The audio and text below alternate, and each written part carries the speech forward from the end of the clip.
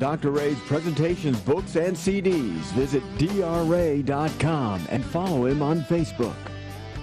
The Doctor is In is a co-production of Ave Maria Radio and EWTN Radio and carried across the EWTN Global Catholic Radio Network.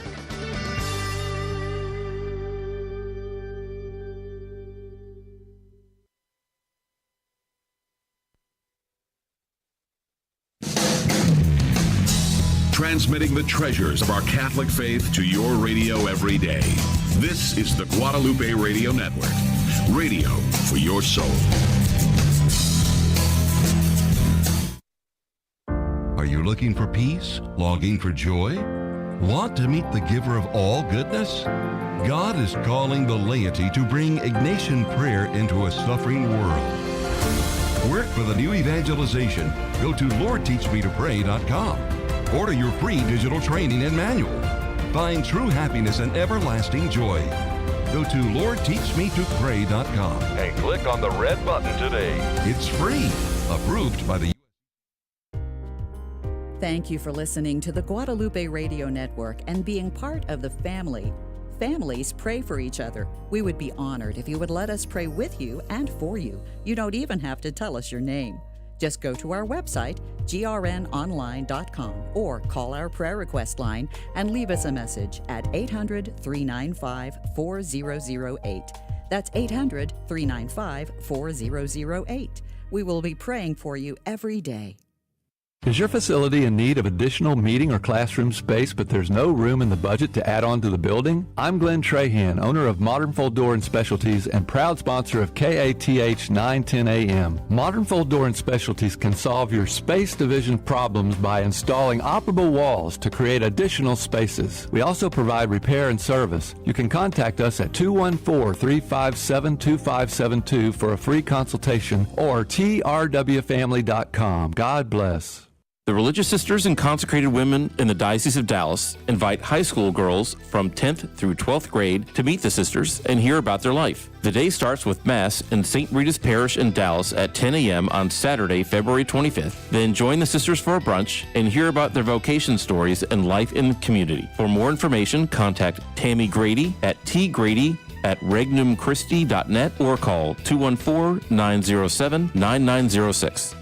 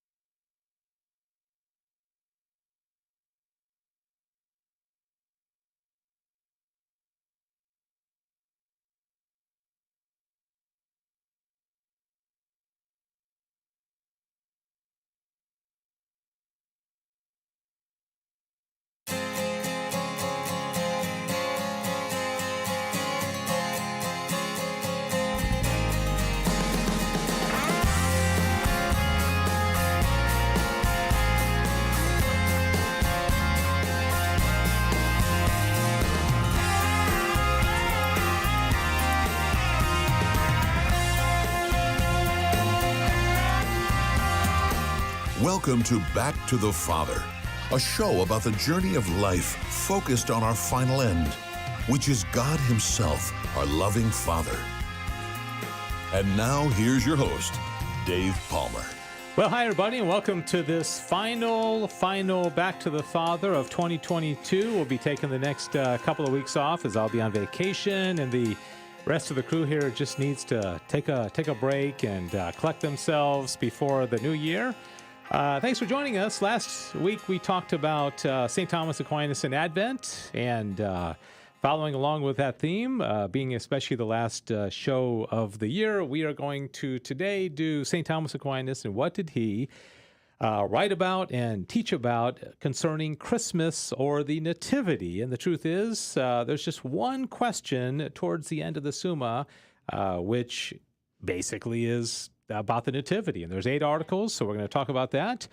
And we'll have trivia challenge at the end. And we also enjoy when you participate and you tell us what's on your mind and that you're there and where you're watching us from. We're broadcasting on YouTube and Twitter and Facebook for this show. So anyways, welcome. And I'd like to introduce our cast of characters here inside the studio, starting with Sissel Anderson. Let's see if she can have a smoother transition as you did last week. Was a little bit rocky. I am being so extremely careful to not touch anything because in the last month, I think, I smacked myself in the face with this as I was adjusting it. And then also while you were just chatting away, I was adjusting this and the whole thing came off. Really? So I'm not touching anything. Mm-hmm. Yeah. I say that I'm totally going to do it. But yes, hello, I'm doing well.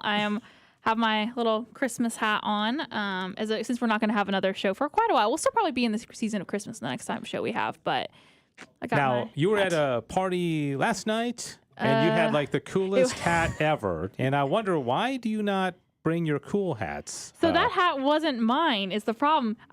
Dave, I'm a good Catholic girl, so I couldn't steal it, even though I strongly desired to. I don't know if anyone I'm going to try to show it. I was volunteering last night at a local Christian charity. I will say, as you look for that picture, if you were wearing that hat, we wouldn't be able to see the glory of it. I don't know if you can see this in the frame or not. It reminds me of Cat in the Hat or something. Look at that. Yeah, it's kind of hard. People right now are getting really close to their computer screens and looking at it. Basically, it's a Santa hat, but it has a spring with the puffball at the top. I will say your balance is thrown. Yeah. And I was volunteering. I was helping families get gifts for their kids. And I was pulling a little shopping cart, and every once in a while I'd be like, whoa. But it was fun. Hey, I just wanted to say, because I see that Adrian Fonseca is on. Adrian, I know, you wake up early in the morning and you work all morning, and sometimes you're not able to stay for the whole show, but we are going to discuss Mary Did You Know? Mm-hmm. Okay, that song, it came up on CDT this morning. Sometimes the most interesting conversations come up on CDT. I don't know if I was just kind of poking at Joe McClain or why I had to bring it up, because it was your fault. It was an unforced error on my part, but I mentioned Mary Did You Know? The song, okay? We are going to analyze that as part of our St. Thomas Aquinas on the Nativity and Christmas. And no, St. Thomas never mentioned that song, Mary Did You Know? I don't know why it didn't hit his radar screen. But before that, okay, that's Sissel. And this young man in front of me is William Kirkendall. And William, how you doing? Good to see you. I'm doing great. Thank you for having me. All right. And you're familiar with Mary Did You Know? The song, yeah. right? Yes, okay. I am. Real quick, I just want to say Adrian is not going to be able to stay with us for the whole show because he said his great-grandma is receiving extreme unction at 2 p.m. So he's asking... Of all the excuses. He says that please pray she's lucid enough to make a good confession. So we were definitely praying for her. Absolutely. And that's awesome, though, that you have a great-grandmother still alive. That's pretty awesome. Yeah, that is pretty cool. And that she's getting extreme unction and the graces that flow with that. So I think sacraments are always a good reason to... miss the show if you have That's to. the only good reason you have for missing back to the Father, I think, is sacraments. Yeah, that's right. Now, if you were running off and getting married or something, that's a good sacrament. I think that would be a pretty good excuse. Although I'd be in that case, I'm leaving. I'm like, man, why are you watching Back to the Father on the day of your wedding? Yeah. So, all right. And Diane and Manny are also hanging around. And okay, let's get right to it because we've got a lot to cover. And on this next graphic, last week I had the 4 candles of Advent, and so today we're talking about the circumstances around Jesus's birth and a lot of interesting things. There's 8 articles, so we're going to discuss 4 of them. And what does St. Thomas say? And I want to say, this is just me kind of whining a little bit, but I have this... the Canva where I can get graphics, and I subscribe and all that. So I say, okay, I want a picture of Christmas, okay, the word Christmas. Yep. And just go to the next slide here. Almost every single one of them look like this.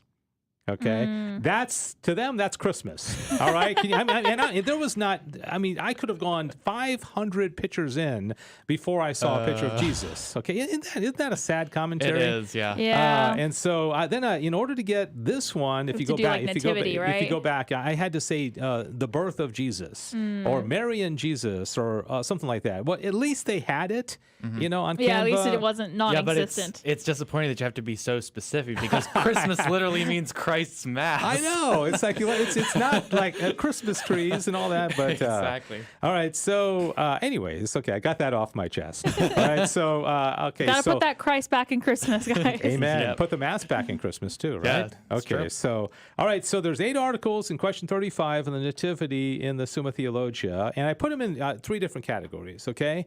2 of the articles, I would say, are just kind of fun. They're interesting little questions, and next slide has those. Okay, whether Christ should have been born in Bethlehem. Okay, so why? That's an interesting question. Why was he born in Bethlehem? Why not Des Moines, Iowa, or why not Rome? Wasn't it because it was this? Don't get ahead of yourself. What if the student wants to become the teacher and wants to offer her thoughts? No, I appreciate the enthusiasm, but can you? Okay, I promise you, because I'm just kind of introducing you right now. Got it. Okay, but see that zeal that Sissel has? I was very excited, She and was y'all just burst my little bubble. I thought I actually had thoughts, intelligent thoughts on this subject. Just hold on to those intelligent thoughts, all right? But I might not be able today. I am really anal about stuff. You know, like what was it that? Oh yeah, like in our committee meetings, like See, I've got force the 8 things we're going to talk about, and if somebody starts talking about number 7, well, I'm on 1. I'm like, can we wait till we get to that? I know, So yeah, I'm the same way. sorry. So I feel. And it literally forces commenting what I was going to say, and then I was going to continue on, and I said that's what I was trying So to he's say. going to look like the brilliant Yes. guy, right? Okay. So, anyways, in due time, I promise. Okay. Okay. So I'm sorry. So No now worries. I feel It's okay. I have guilt. Okay. And whether Christ was born at a fitting time. Okay. Well, why was he born when he was? Why not 1,000 years earlier? Why wasn't he born 10 years ago? Okay. So, hold your thoughts. But do you have some thoughts on that? No. I think I have. I do have If I thoughts did, on I both. wasn't going to share. So wait. You can take the second question. I'll take the first So one. that's the first category is just like fun questions. Okay, like yeah, that's kind of interesting. The next set of 2 are questions that, interestingly, are really still kind of being debated today. These are the kind of questions that you would hear somebody calling up on Catholic Answers Live and asking. And St. Thomas Aquinas was writing about it 750 years ago. Okay, so here they are. Whether the Blessed Virgin should be called the Mother of God. Okay, so I mean that could be a whole book right there. Yeah. Yeah. True. Okay, I'm so sure it is. should she be called the Mother of God? Of course she is. And y'all don't say the answer, but do you know the answer? Do you know? Could you defend that if somebody says, "Why she's not the mother of God"? I mean, she's the mother of Jesus, but not the mother of God. I mean, God's eternal. How can you be the mother of an eternal being, right? Okay.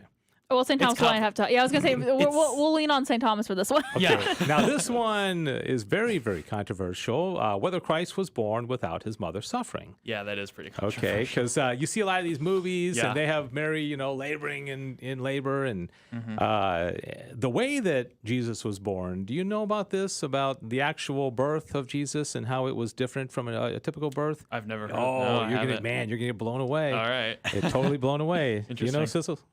Sissel's like, man, I'm not talking to you anymore. Last time I opened up my mouth, man, you shut me down. I decided to tune into I was looking at the comments because we had a few comments and I was replying to some of them, and so I got distracted. okay. I have no idea was what like, y'all man, were just saying. I'm so sorry. You didn't have to call me out like that. Yeah, so Sissel will be giving her husband that look one day, like, don't you even dare, man, don't talk to me. No. Okay, so all right, then the next category are the maybe a little too deep and philosophical for this show.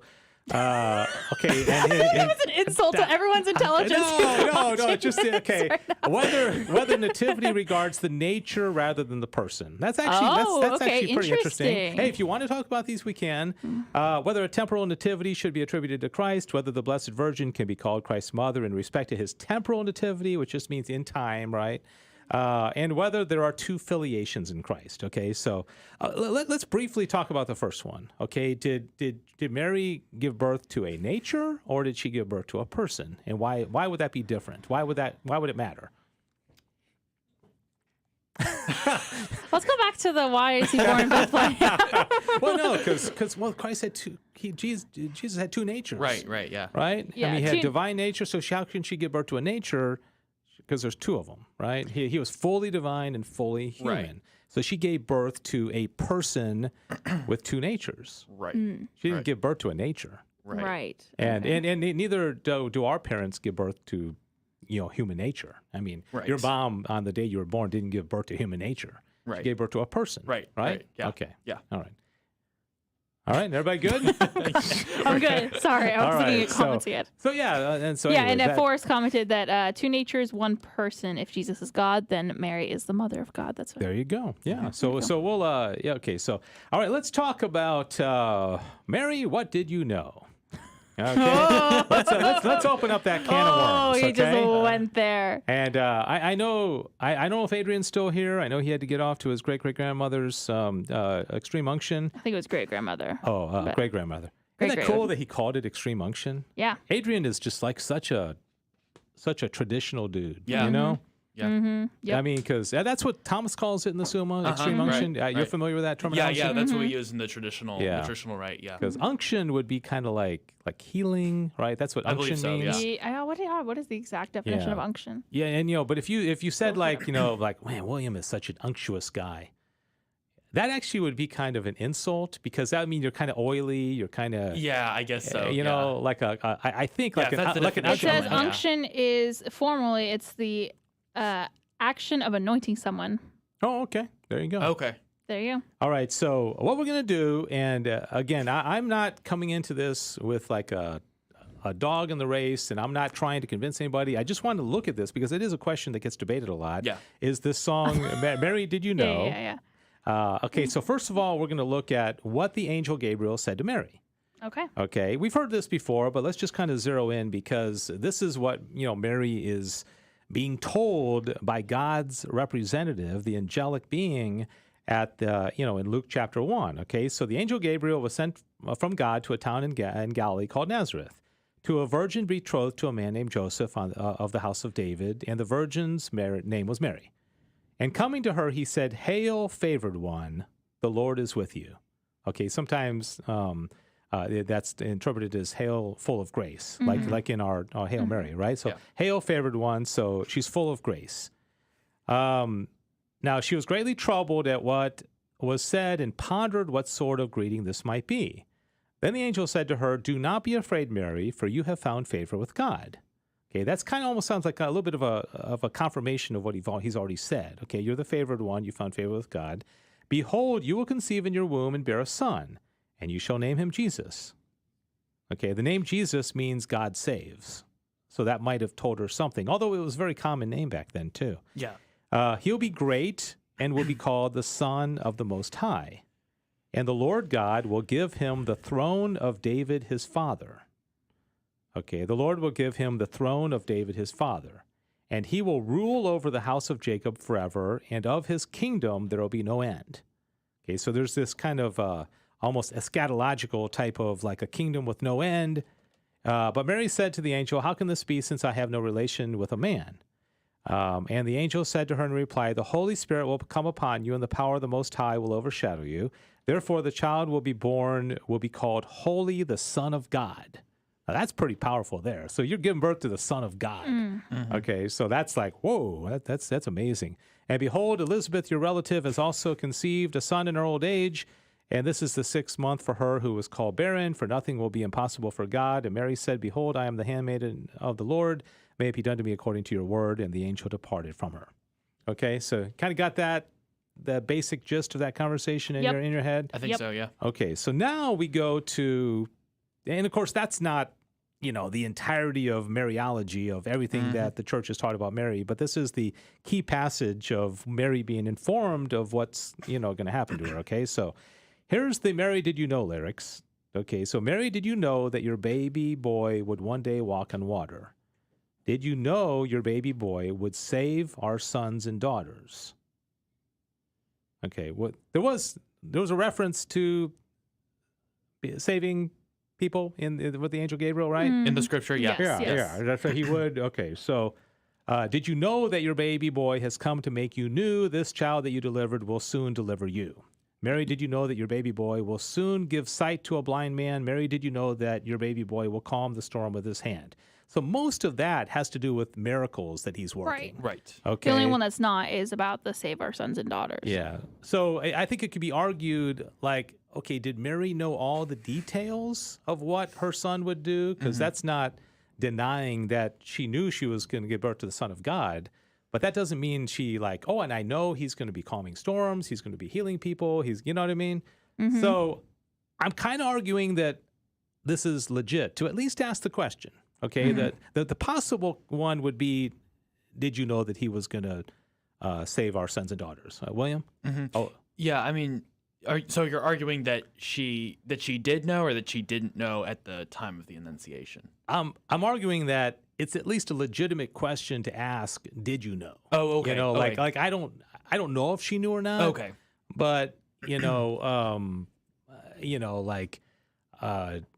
I don't know. Yeah, I don't have a huge opinion either. I haven't really thought about it that much. So, Well, you are now. So- yeah, so Okay. for- Any comments? Yeah, so 4 says it's a heretical song. She was a faithful Jew and would know the prophecies, which I don't know if those would include all the miracles, though. And then Mary says, I have to say I've always liked the song, the Kenny Rogers, Wyona Judd version. Oh, To me, it's okay. more of a rhetorical question. Of course she knew. Mm-hmm. Yeah. Yeah. I'm trying to think of something like. I just there's a couple of and I don't know all the background, and I think what Forrest said about the prophets, because she was a good Jew. She was young. Yes. You know, she was a young teenager, and so I think she would have been well educated. I don't know back then if women were being formally educated in their faith. Of course, she's a little different. She's Right. immaculately conceived and without sin, and so she's not just your typical Jewish woman. I think it's interesting because it's obviously it's a Protestant song, right? It's a very Protestant song, but I think it's interesting because it's like the one time in Protestant culture that Mary's talked about a lot. It's true. So it's one of those things where even if you don't like, if it's not per se theologically correct, it is a good thing. I think that sometimes you have that in your brain, and Mary's even being talked about as an importance in the Nativity, and our salvation history. I think that's a very good point, and it also allows us to talk to Protestants about it because they've got this song that they like, So all right, so next one, Mary, did you know that your baby boy has walked where angels trod? When you kiss your little baby, you kiss the face of God. Now, that's interesting because are they asking a question when you kiss your little baby, you kiss the face of God, or are you saying when you kiss your... Okay, but anyway, Mary, did you know that your baby boy is Lord of all creation? Okay, now, he was told that he was going to be the Son of God. That's a different title. That title wasn't used by the angel. Mary, did you know that your baby boy would one day rule the nations? Now, it did say that he would be a ruler, right? And his kingdom would have no end. Right. So that seems like, that was pretty much told to her. Did you know that your baby boy is heaven's perfect lamb? Now, the angel didn't say anything about being the lamb, the Lamb of God. Right. That sleeping child you're holding is the great I am. There's another one that's like, that's probably a statement, Yeah, that sleeping child you're holding is the great I am. Yeah. So I wish we had like the guy who wrote the song. Right, I would love to in pick here. his brain about it, right? Right, It'd be so interesting, but clearly he was pondering from her perspective, which is so interesting. Again, coming from a Protestant, which usually Protestants buddy, welcome. are super. Hi, buddy. Welcome I hear to Dave's this voice. special KATH 9:10 a.m. Well, I hear Dave's talking in two different places. I know. It's like, what is going on here? That's really funny. All right, so sorry, I was lost my train of thought entirely. Oh, what I was gonna say is it's interesting. So I grew up doing like musicals and doing and like learning to sing from an interesting perspective where you always are picking a character to sing as. Musical theater? Kind of like musical theater. And so, but even outside of musical theater songs, my singing teacher was very much like, whatever song you're singing, like you need to put yourself in the perspective of that person. And so for me, when I think of songs, there's a lot of songs we sing that we don't believe, like all by myself, do you actually always that depressed? No, you know what I mean? Right. Like there's a lot of songs, or I've never been heartbroken. Like I'm singing these heartbreak songs. It's a heartache. Nothing but a... You know that song? Okay. Yes. Okay. But yeah, we sing a lot of these songs all the time, and we're not actually like, I am heartbroken at this moment. But it is interesting, again, it's a good topic to bring up and just to think about from a Protestant's perspective. And imagine a child asking these questions. Like, Mary, did you know? Like the innocence of a child. and they're just asking these questions. And maybe it's, my son asks me questions all the time, and I'm Why? like, buddy, come on, you know the answer to that, and but he's asking it in innocence, and Yeah. so I don't know. I'm a little bit of a. I'm not gonna sit here. I don't think we can ever say this song is like Catholic theologically correct here. So it was Forrest who was totally against it, right? Yes. Okay. Does Forrest, if you're still listening out there, Forrest, does anything we're saying make sense, or are you still like? I mean, is it the kind of thing like you shouldn't even play this song on radio because it's so heretical? I mean, to what degree are you like, man, this is bad? I mean, there's sometimes songs that I'll come across on the radio and I'll be like, I'm not going to listen to this. Yeah, 'cause There's some really bad This is stuff just out bad. there. I mean, songs that back in my previous stage of my life I would have liked, but I'm like, no, I'm not going to listen to this. Yeah, some of the stuff But is just, I don't put this in that category. I mean, I think you have Yeah. to be like, it has to be glorifying something bad. You know what I mean? You know about a song. So, Right. Yeah. Yeah, I It has to agree. be kind of I like just agree. with films and things. Yes, exactly. all right. So, any other comments? Before we Not move yet, on? but we also are on a slight delay, so I'll let you know if we get something.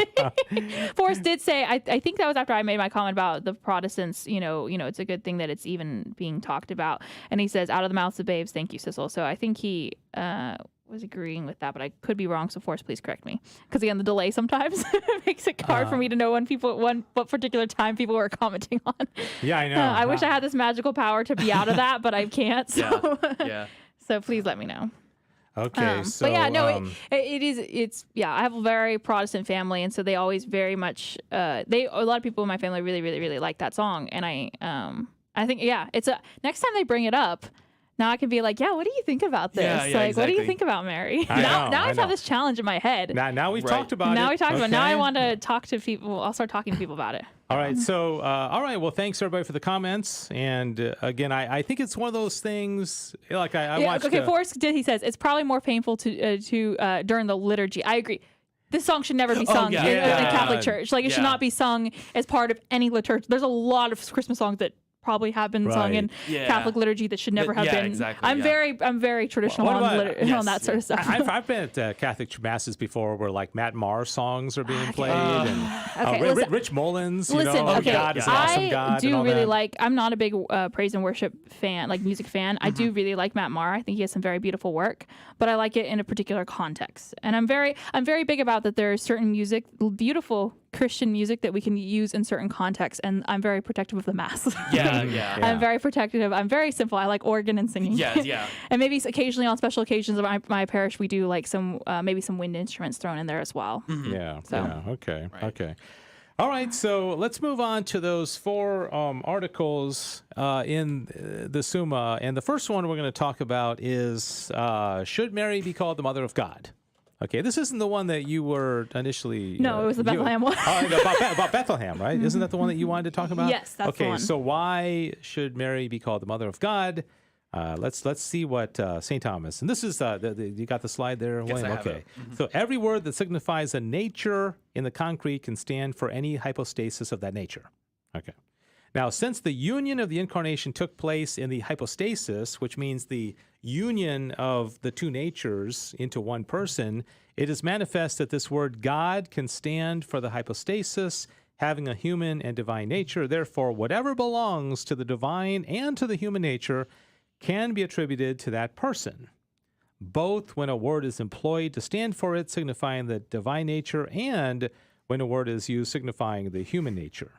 Okay, so yeah, Thomas has this interesting questions in the Summa about like basically, can you say God ate lunch or God fell asleep at night? And he says yes, because that person is God and that person fell asleep. You know, so it sounds almost heretical to say God ate lunch. Right. You know, but it's the same. But because we're referring to God in that perspective, we're talking about God as in Jesus, the Son of God, and who is both man and God. Yeah. Yeah. It's almost like a proper noun. Yeah. That makes sense. Proper? Yeah. That's how I'm making sense of it in my head, you know? Because like God is a proper noun, and then you have, if we're talking about God is a proper noun, and then we're talking about this particular name of, never mind. You know what? I'm Right. confusing myself. I'm just going to stop talking. Sorry, guys. I'm so sorry. This moment of confusion brought to you by Sissel Anderson. We should have a little thing every time Sissel confuses everyone more. In my head, it made sense because I was like, obviously, when we're talking about God, we're not always talking about God as in having both human and divine nature. Sometimes we're just talking about divine nature. You know what? No. I think it's really confusing sometimes because my mom has a master's in theology and she's like teaching it to us at home and everything. And we talked about the natures of God recently, and it always messes with my brain so much because you think of like Jesus walking on earth, you know, the man, human, divine nature walking on earth, his ministry, all of that. But it's hard. I think it's really complicated because it's like one person, but then you talk about the Son of God, and it's like this whole mystery because there's three persons in one God. There's the Trinity, but then you're not seeing like three. Like it's hard for us to comprehend it because it's such a mystery. I don't know if we can understand it entirely. Yeah, that's so true. I had one of my students say this whole thing about the incarnation and the union. It's really confusing me. And she was actually saying it's almost making me wonder about my faith. And my answer was the same thing. It was just like, that's actually, you're in a good place because if we totally understood God, we would be God. And it's always good to be, to ask those questions, to kind of like wrestle with it a little bit because you're engaging with your faith. You know what I mean? And then understanding and having to be humble and be like, I'm not going to understand this. Exactly. I am God and I'm not God, and God is God and I am me. Because I mean, in other faiths like in Islam, God is master, right? And he's one, and of course our God is one too. But they don't have the Trinity. Don't have the Trinity. Yeah. And to me, it's actually so many Muslims about that. It's so it's kind of fun. It's interesting to have such a, I put in air quotes, complicated God, but he really isn't complicated. Right. He's simple. His attribute is simple. His first attribute is his simplicity, right? Yeah. I will say that's funny. Complicated. Muslims, the two biggest things we used to, my previous church, my Protestant church I went to was next to a mosque, and we used to get together with them and have we explain our faith back and forth sort of thing, and they could ask questions. 2 questions. Trinity, always. They're like, why do you have 3 gods? We're like, no, we don't have three gods. And then the other one was why it's not fair that Jesus had to die for your sins. They don't think it's fair. No, it's so funny because to me that's like the most romantic thing ever. Yeah. That's like, we think about any story, like, you think of Lord of the Rings, Frodo sacrificing himself, those sort of, you think of any, story where someone sacrificed, you're always like, wow, that's amazing. And they were just like, that's not fair. It wasn't his sin. And I'm like, well, that's the whole point. I know. And the fact that he's God and he, God can't feel any pain, but then he actually assumed a body so that he could die and suffer. And like you say, this is the most romantic. It's like every Hollywood scriptwriter, and how many movies have had that same Well, they copy it because it's like the best, most amazing story ever told, Exactly, yeah. I told you my favorite movie is Shane, and it's basically it's the story of Jesus Christ. I mean, it put in a Western. The Christ figure a man type. Yeah. sacrificing himself for a family. And it's beautiful. So, I've been reading a book for several years. We won't get into that, about Christ figures in different science fiction and fantasy. Oh, I have the same book. I've read it more than once. It's so good. It's so good. Yeah. Does it have a title? I think it's called Christ Figures. Yeah, Star Wars, Star Trek. Yeah, it's called From Star Wars to Superman. Yeah, so it's really cool. It's a great book. And then also, by the way, Mary commented, our puny human brains can't comprehend the mystery. We just need to believe. I'm like, yep. Sometimes we just got to recognize that we're... And that's why, we accept things on faith, but it doesn't contradict reason. Right. Somebody asked me one time on my YouTube channel, they said, does the Trinity contradict the law of non-contradiction? Can you have... Whoa. And I would say it does not contradict the law of non-contradiction. Can you have 3... Because if you had 3 natures in one nature, that would be a contradiction. Right. But you don't have 3 natures in one nature. You have 3 persons in one nature, in one essence. They're different things. And so it's a good question to ask, though. All right, so, going on. Now, conception and birth are attributed to the person, and hypostasis in respect of that nature in which it is conceived and born. Since, therefore, the human nature was taken by the divine person in the very beginning of the conception, it follows that it can be truly said that God was conceived and born of the Virgin. Now, from this, a woman called a man's mother, that she conceived him and gave birth to him. Therefore, the Blessed Virgin is truly the mother of God. Okay, so that makes sense, doesn't it? Yeah.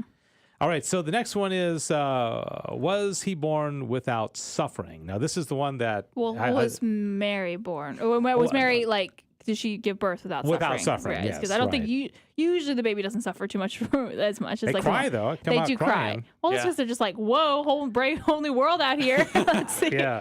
Well, I remember when my first child was born, who now is 18 years old, and it was a C-section, and I just held her, and she was screaming, and she's like bright lights. My first thought was ugh. They look weird. You should tell her that every year on her birthday. She's like, oh man, I was just like, oh, what is that? But no, I mean, yes, of course he could, have some suffering as well, but yeah. Yeah. Okay. So now get a load of this. Okay. So it says here, the pains of childbirth are caused by the infant opening the passage from the womb. Now, it has been said that Christ came forth from the closed womb of his mother, and consequently without opening the passage. Consequently, there was no pain in that birth, as neither was there any corruption. On the contrary, there was much joy therein, for that God-man was born into the world, according to Isaiah 35. Like the lily, it shall bud forth and blossom, and shall rejoice with joy and praise. Well, thank goodness for Mary, because she was in a stable. Yeah, it could have been. They already didn't have the strong pain medications we have nowadays, but even so, she wasn't even in a proper bed. Yeah. Right. So, but the teaching of the church is that Mary was a virgin before she gave birth to Jesus, after she gave birth to Jesus, and during. Okay, which means that Jesus did not come through, as he says here, an open womb. He just came out.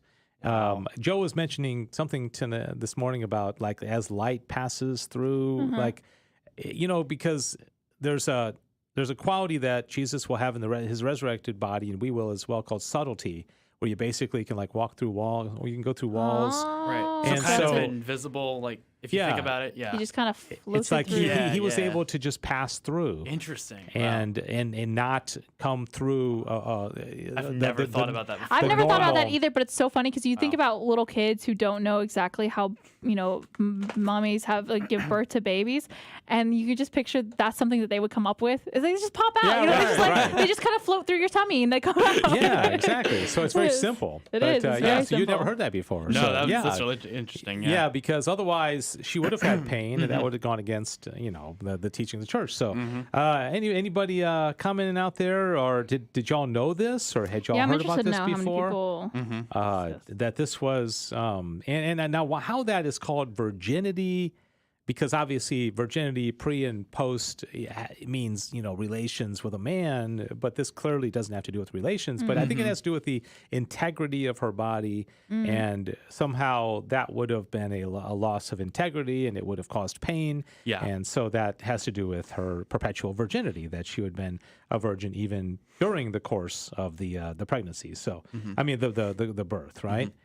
All right, so next one, the third of four. Okay, this is your big moment, Sissel. I didn't forget. Why was Jesus born in Bethlehem and not Rome or So I'm pretty sure, at least to my knowledge here, I might be completely wrong and just crush. You might be. Yeah, we'll let you know if you are. Because it was the city of David, and Jesus descends from the line of David, and so to be born in the city of David. And Forrest had commented later on something I'd forgotten. He commented earlier that it was also translated as the city of bread, and our Lord is the bread of life. So those are two big things. And also kind of going back to, we always are why do we have all these genealogies in the Bible sometimes, especially was it Matthew that has all the genealogies? Yeah, Matthew and Luke. Go through Jesus. It's because if you think about it at the time, how important it was for them, and how it was prophesied that it'd be the son of David. And so it's kind of just fulfilling all that prophecy.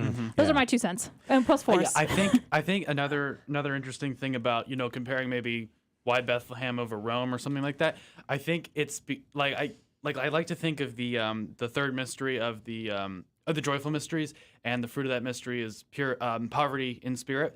I think it has to do a lot with poverty. I mean, Bethlehem is a smaller city than Rome. Rome is more where the emperor lives, and Christ didn't come to be like an earthly king. He came to be more poor in spirit, like kingdom of heaven and all that. So it's a little bit humbler. Yeah, I like to think of it comparing Rome and Bethlehem that way. It's interesting you say that, because in a different part of the Summa, we'll probably cover this in the spring during Holy Week, but he asked a question about why did Jesus die in Jerusalem?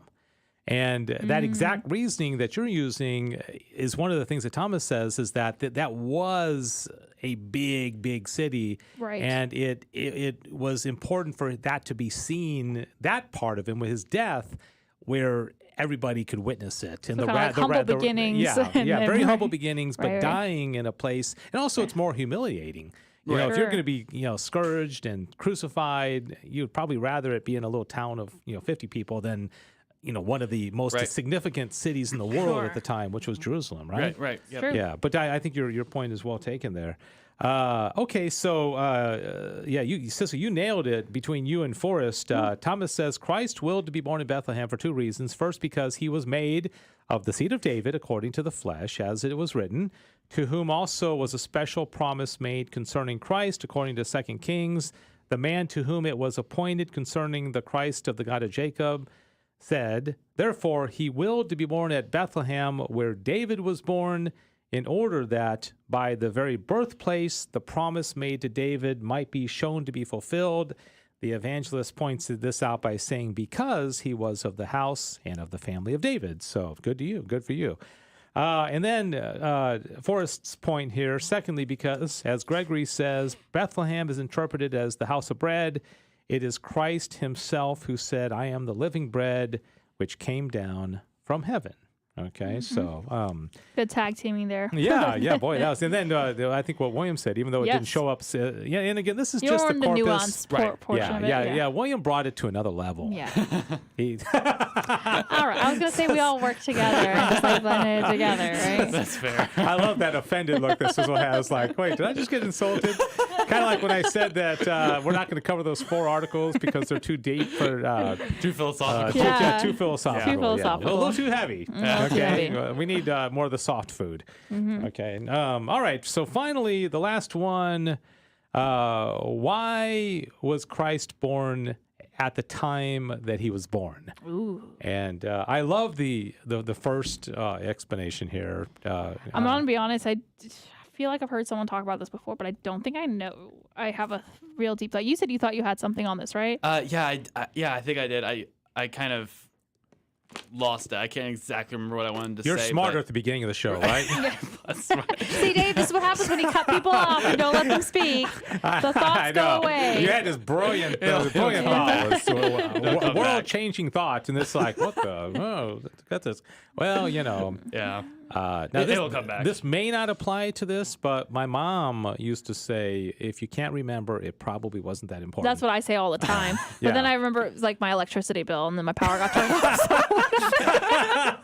That's what actually was kind of important, huh? I mean, maybe. Oh, that's great. That should be like a stand-up comic line. See, I have great little one-off things. I don't think I could do the shorts. There we go. That's will be part of the shorts. So, all right. So here we go.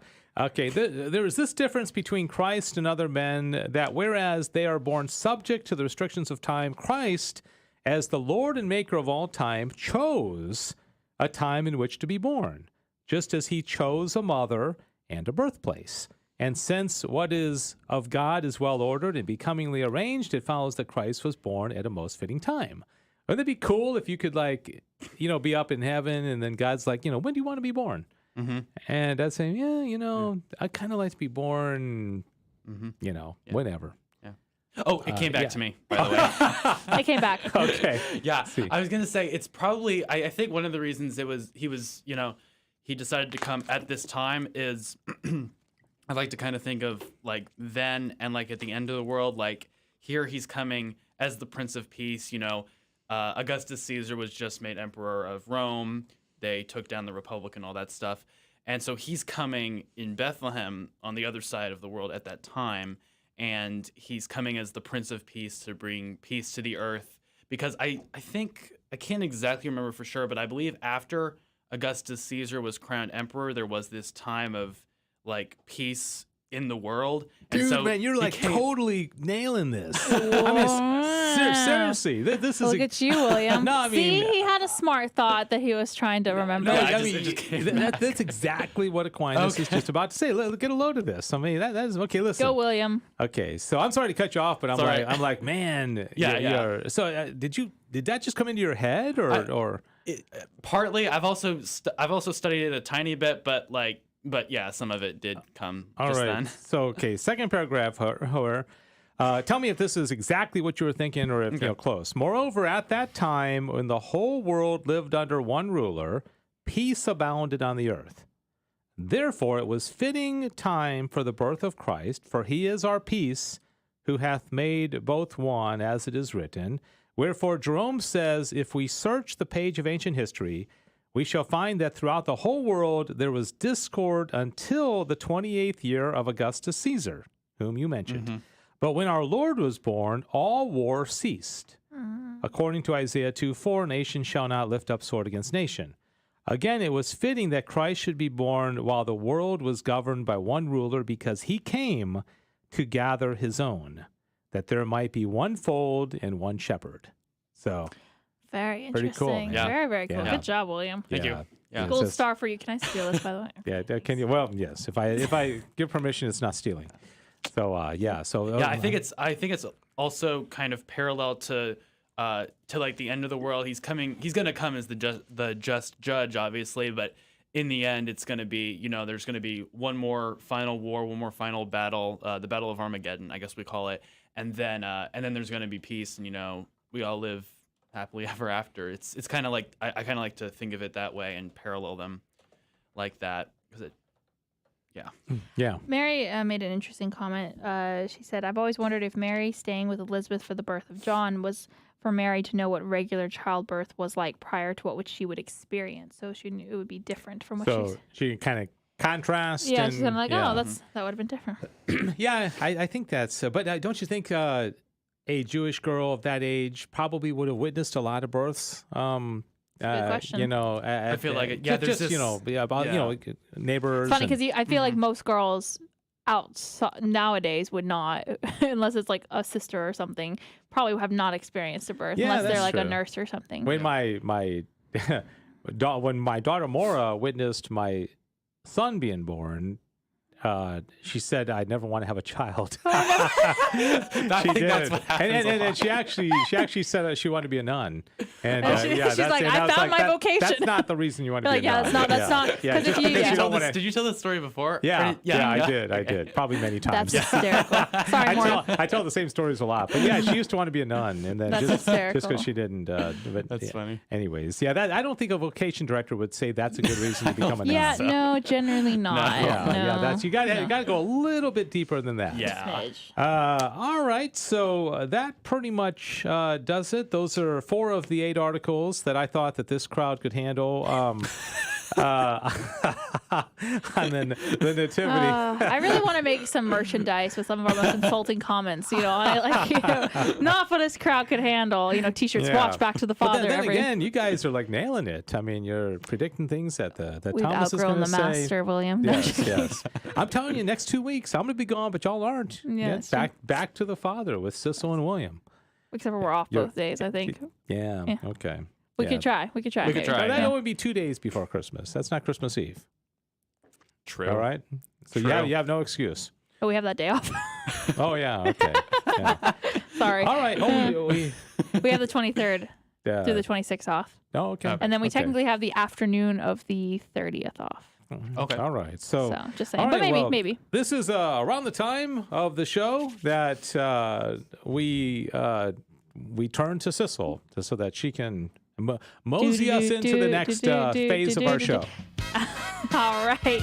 It's that time of the show for the last time in 2022 that we give Dave Summa to think about. And he gives it right back. Beautiful.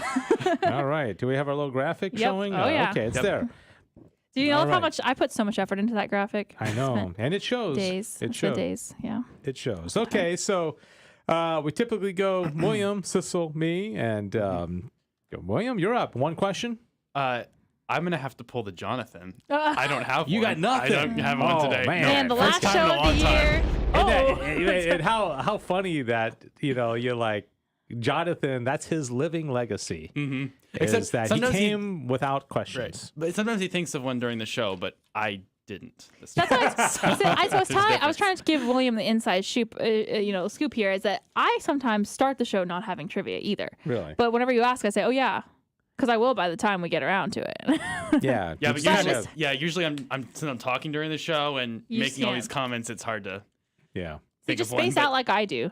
All right. So. I Yeah, all do right. have it. Okay. Well, that's okay. I actually have we, two. we I'll forgive pass it you, on to and Sissel. I'm Perfect. sure in the new year I'll do my best. You'll do better better. yourself. I'll You know, do new my year, best. new Yeah. you. You That's finished 2022 strong, by the way. Yeah. But you did with the content. Maybe Yeah, not. you did. True. Okay. Not the questions. He had but to yeah. focus in one place at a time, Yeah. Okay, that kind of works. So I actually kind of have two forms of trivia, and I'm super basic as usual. I have two lists in front of me. I've Okay. got the top 10 highest grossing Christmas films, and then the top. Just making sure you don't have the same thing, and then the top 10 highest selling Christmas songs. So what I was going to do is go back and forth between the two of you, and we'll start with the Christmas movies. And if 10 of them. 10 of them, Okay. so you're If gonna you go. get one on the list, get you get a one- point. No, you just get to keep playing. If you get 3 wrong ones, you get like tallies against you. Okay. Then you You're can't out. move. Yeah, you're out. So So 3 strikes. 3 basically. strikes, you're Okay. out. So So we'll I got either song or we're going to start with just movie first. We're Okay. gonna do just because that's too much to keep track of, and then we'll do Okay. that. I will keep track of points too, so maybe we can have final points at the end. But all right, who wants to go first? First person to speak gets to start. I'll go. Well, you have to say the movie. Oh, okay. Home Alone. Yes, that's number 2 on the list. Okay. Elf.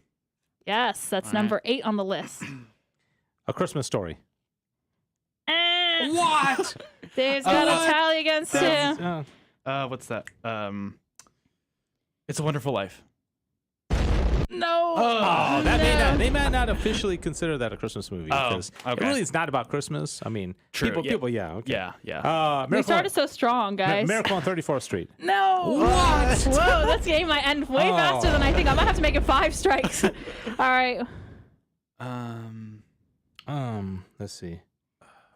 Let me just throw this out there. There are no really old ones on here. Not really. Okay. Like not much older than like Home Alone, basically. Okay. Oh, so these are all Really? These are all in the last like okay. 30, 40 years. Okay, so like 1990s and None of those. forward. Okay. Oh wow. Oh man, I So- can't think of any right now. It's weird. Mine's blank. So you have 2 strikes or 1? I have 1, I believe. Yeah. And I have 2. One. You have 2, Dave. Wow. I really Slow. can't think of any after. I'm glad I I'm prepared the gonna- second list. Should I go? Yeah, go for it. I'm gonna say the newer version of The Grinch Who Stole Christmas. Which one? The newest one. The one with Benedict Cumberbatch, the cartoon one? Sure. Okay. No, yeah, yes. The cartoon. Okay. Yes, it's Okay. number 1. That's actually the top selling really? Christmas film now. It Is came out in that right? 2018. Oh wow. Oh, okay. that makes So sense, good job, Dave. Okay, thank you. And then, all right. So that one's off the table. Okay, I said Elf, and I. He's like, I'm out of ideas. Yeah, because I watch that one almost every year, and I that can't. was a good moment for you in this Yeah. game. Yeah. Yeah. What other movies came out after Home Alone? Can we Yeah, just you can go it just for be it. now? We throw them Yeah. out there. Yeah, just go for it. Christmas with the Cranks. Nope. No. How about the Christmas? What's that Tim Allen one? The Real Santa Claus. I'm going to give it to him. It's the Santa Claus. The Oh, Santa okay, Claus. okay. The Santa yeah. Claus. Yes, that's number 10. Just barely Okay. made the Oh, list. just barely. Congratulations. Yes. I'm going to be honest, one of these I never heard of. Oh, really? Actually, 2 of these. Are there any like big ones that we're missing? Yeah. Yeah, there's a couple, I'd say. okay. There's 2, I think, that you all... Oh, actually 3, really. Did we say the Christmas Story yet? Yes, and Okay. that one's not on it. Now, I was gonna say the Christmas Carol. I mean, Christmas Carol, the one with Scrooge, but that's old, and that you said there are no old ones. Okay, because that's a big, big Christmas music. Yeah. I mean movie, or whatever. What's that one that I can't remember what it's called, but I really liked Describe it. the was film. it was the one. It was like about Scrooge, but it was the guy writing it. Oh, Do you- about Charles Dickens? Yes, Something like yes, that. Charles. Yeah. Which one is that? I know one. What was Yeah. that one called? I don't know. Polar Express. Polar Express is on it. Oh. That's number 6. Now that's not what you're talking about. Though. No. No, I know what you're talking about, but I don't remember the name of that Yeah, one. me I'm neither. sorry. Yeah. But it's not on the list, It's I on the don't think list. so. Okay. All right, there are 5 left. Okay. Is anybody guessing? Yeah, we've had a few. I've been looking at them. Are they right? So far, no, none of them have been Christmas right. Vacation. No, That's too White old. Christmas is not either. White Christmas. It's an interesting. It's really just by the finances of how much money these movies made. So do you all give up? Do you want me to list the other ones? Go ahead. Okay, so number 9. This is one I've never heard of. It's called The Holiday.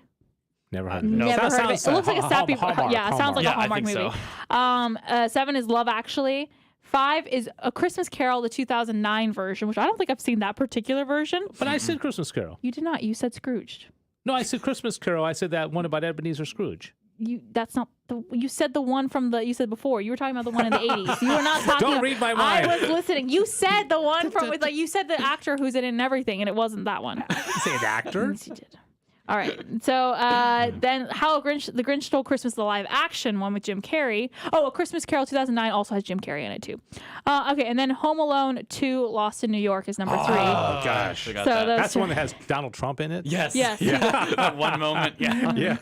Yeah. Some of these other ones I think are like much better films than some of the ones that are in this top, but it's okay. They'll be our little secrets. Okay, now I have the top 10.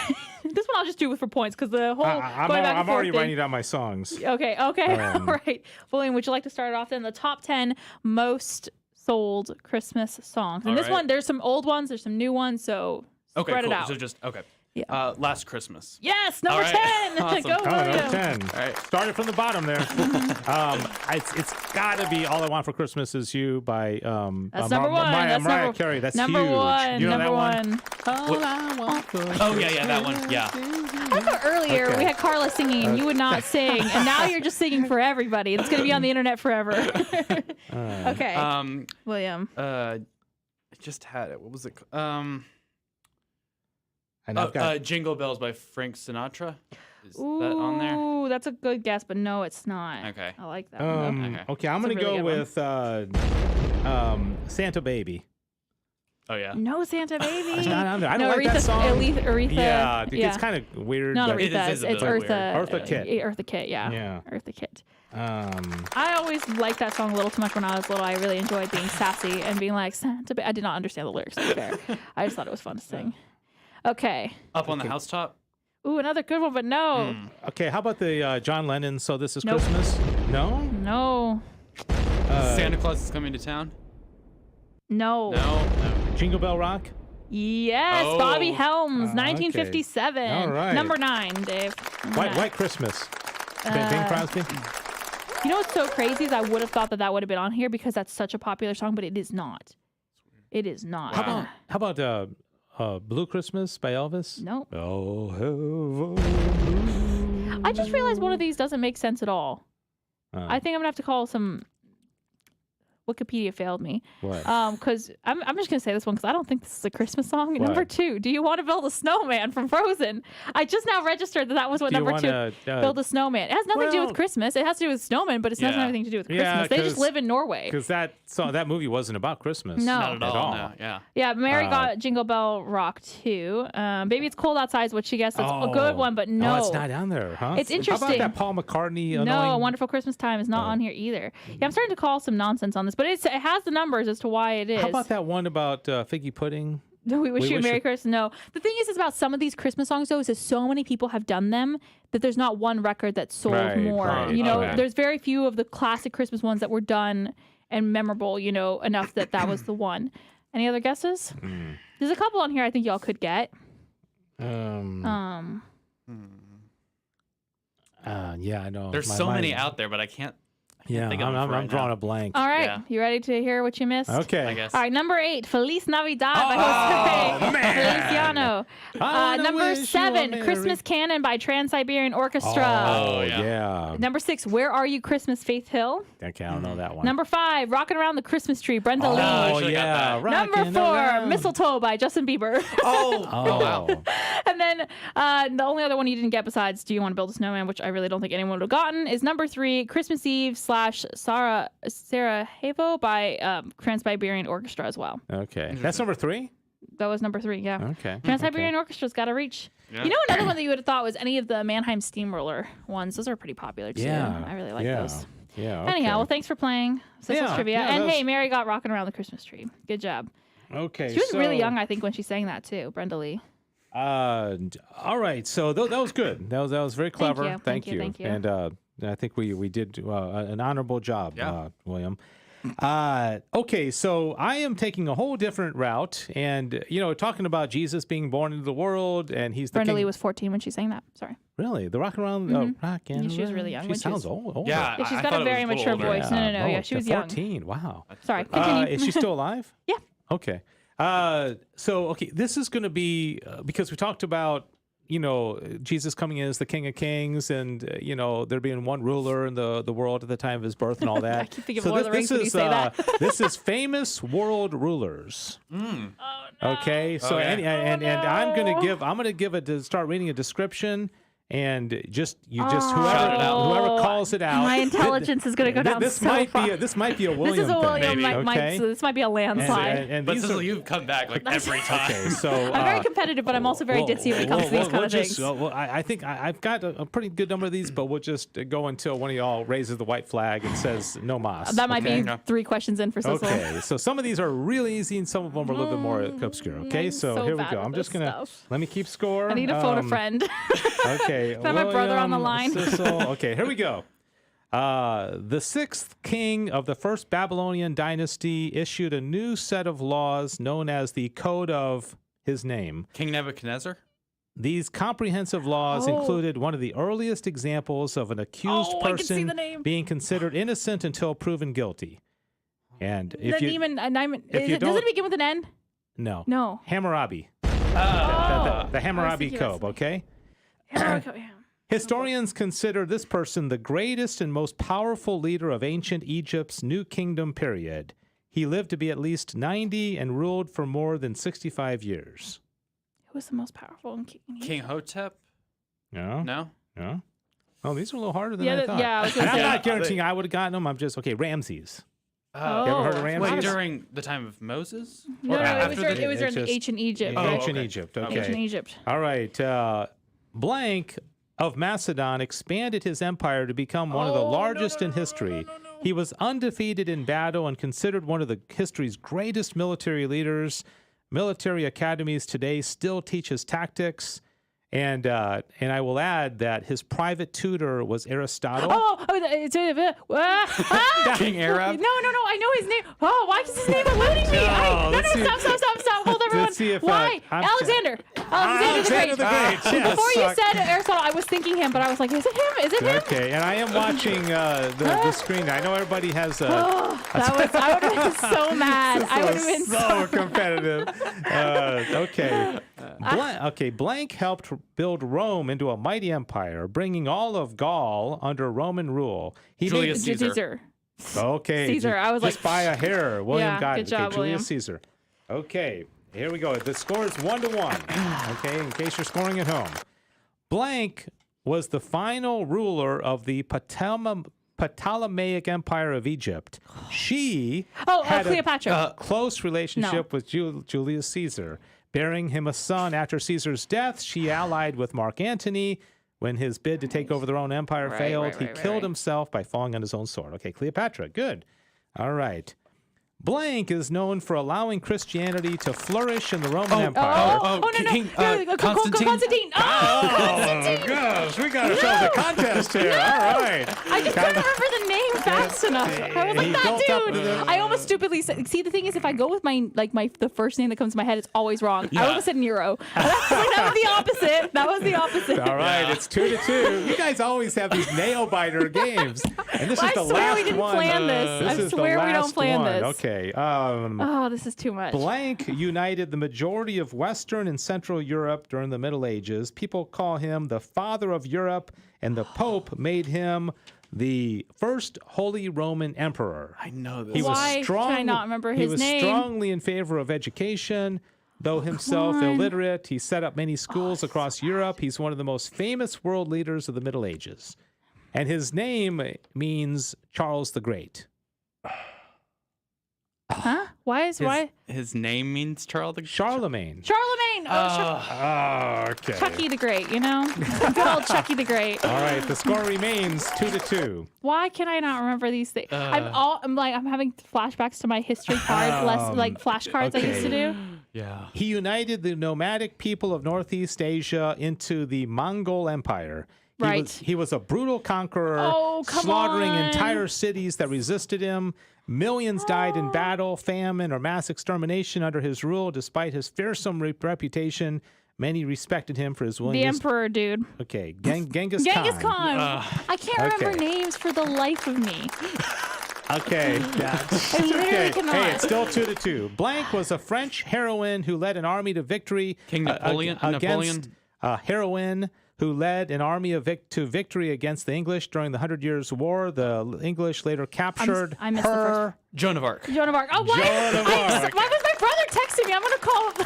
Apparently, Willem's watching because he said, bruh, Alexander. He apparently is watching. He's guessing these? I needed your help, Willem, earlier. Come on, man. Okay. Keep texting me. Okay. Forrest said Attila. Okay, so no, Attila the Hun. Okay, and Forrest got Charlemagne, too. And Mary got Joan of Arc. And Dang Forrest, it. okay, so. I need to pay attention. No more distractions. Okay, so here we go. The next Sorry, one, Saint Joan of Arc. William is up 3-2. Okay, you know what? my Christmas will be ruined. No, I'm joking. Okay, here we go. The third president of the United States also wrote the Declaration of Independence. Jefferson.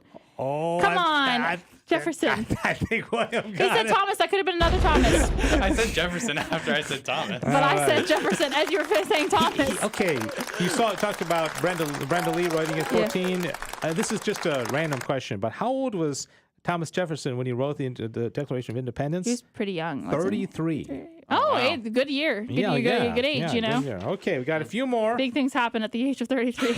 He was a brilliant French military commander who became... No. Oh, was it Napoleon? Oh, dang it. I was thinking someone else, actually. I don't know why. William's running away with this one. Became the Emperor of France after taking over much of continental Europe. After a disastrous foray into Russia, Napoleon was eventually captured and exiled to the island of Elba. So sad. Okay. So sad. Okay. This one is... I don't think anybody's going to get... You're going to get this one, but we'll see. Okay? Maybe this will be your moment. Okay. Blank is one of the most well-known and respected leaders in South America. He led Venezuela, Ecuador, Panama, Peru, Colombia, and Bolivia to independence from the Spanish Empire. He helped these countries hoped they would become allies in a nation known as Gran Colombia. Simón Bolívar. Oh, yeah. Okay. Mm-hmm. I know the name. I just wouldn't have not made that connection at all. As supreme chief of the Lakota Sioux Nation, he led his people to a stunning victory over U.S. troops at the Battle of Little Bighorn.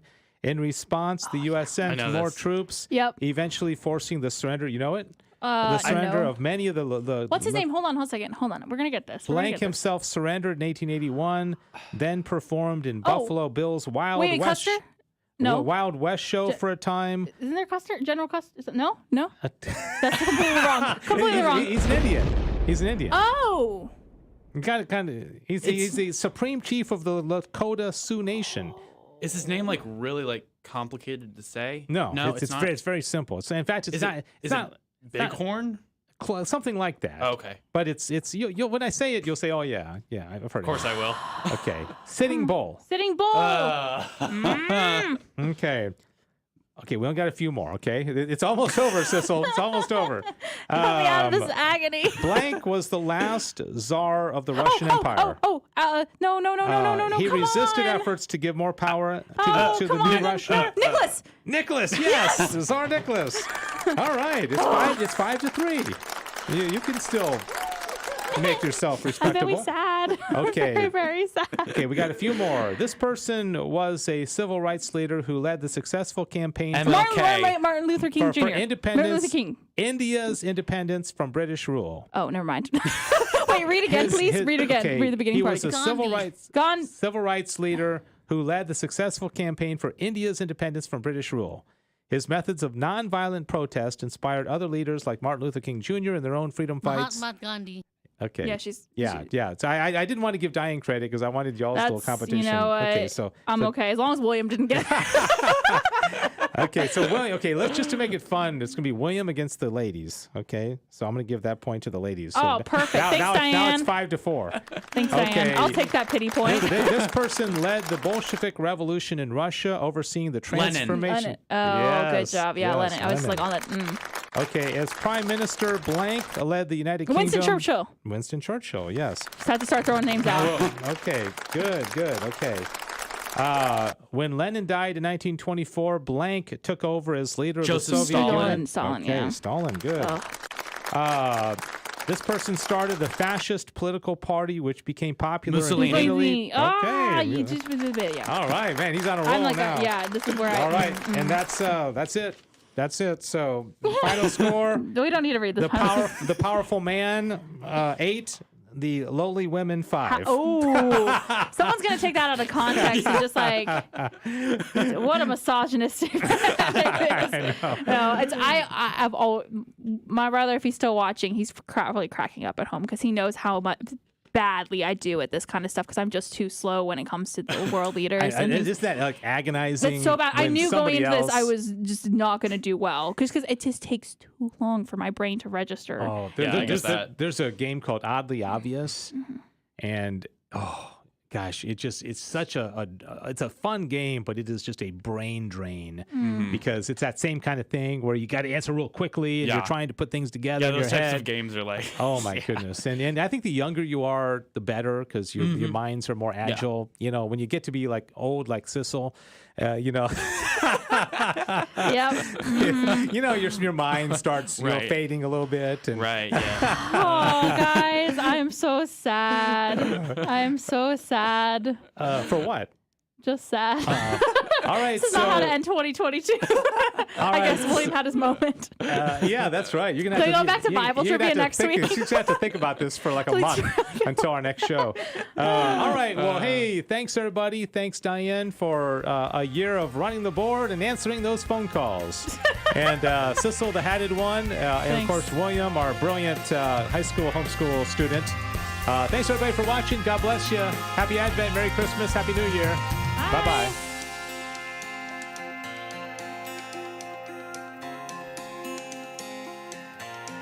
Thanks for joining us for Back to the Father. And don't forget, the glory of God is the human person fully alive. If you have comments about the show, email Dave Palmer at grnonline.com.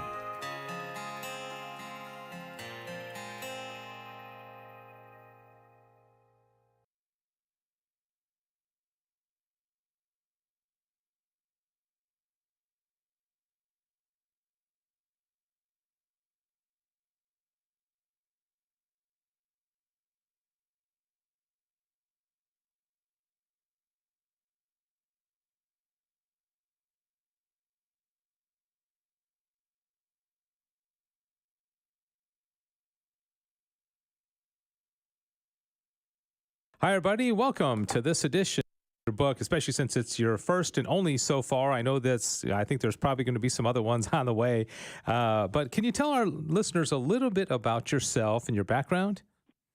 Absolutely. So I used to live right near you guys. We were The pictures and illustrations. Hi, everybody. Welcome to this edition of the KTH 910 AM Interview of the Week here on the Guadalupe